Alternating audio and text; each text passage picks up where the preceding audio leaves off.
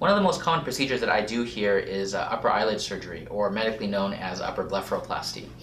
I'd say I get approached about this question very frequently because sort of the eyes are one of the earliest places where you see signs of facial aging. And so a lot of times patients who are requesting facial rejuvenation will first focus on the eyes because that's really where they first see some of the changes. Specifically, what oftentimes patients notice is that they have a little bit of sagging, like extra skin sort of in this upper eyelid area.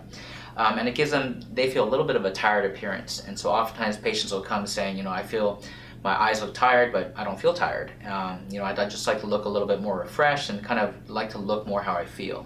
So this is very commonly what I hear from these patients. In these patients, actually, oftentimes if I take a look, you'll see a little bit extra skin here. Patients who've waited on this for a while, who have, for example, more severe sagging, you'll actually see the excess skin being so much that will actually even sit down on the eyelashes. It can actually even impair their visual field and actually make it more difficult to open their eyes. So there's really a variety of degrees to which you'll sort of see this. But in terms of rejuvenation, typically I just see patients who have just a little bit of excess and they would just like to get a little bit of improvement in that area. In terms of best candidates for the procedure, since the procedure really involves just removing a little bit excess skin and really trying to reshape that eyelid fold a little bit such that it looks a little bit more rejuvenated, best candidates are really patients who specifically have that exact problem. Where oftentimes patients, when they come in to see me, they've already said, I look in the mirror, I feel if I could just tuck this in here, or if I just kind of pull this specific area of skin, if I could just remove it, that would be great. Those are great candidates for the procedure because it's very straightforward. There's a very specific anatomical surgical goal in terms of what we want to do, and so patients get very nice results if that's the case. There's actually a subset of patients who are good candidates for upper blepharoplasty who actually also have a separate issue, which is that their eyelids can actually droop.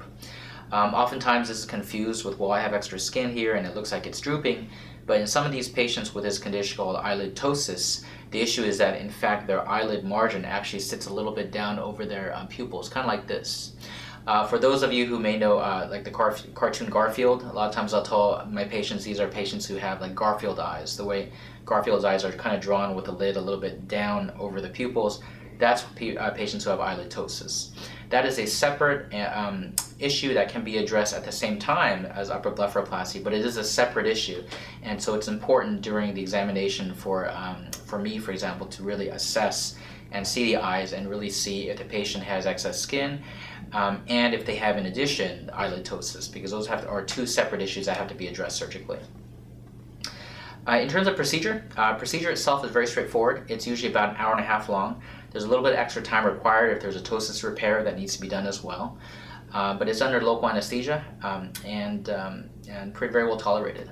Patients essentially are draped surgically, prepared surgically, but they're awake during the procedure with local anesthesia. They're very comfortable. It really takes, like I said, about an hour and a half or so. In terms of post-procedure recovery, what I tell patients is that afterward you can expect a little bit of bruising and swelling to persist. Probably most of it goes away by about 2 weeks or so, but if there's any residual, it does continue to improve over the first 6 weeks to 6 months.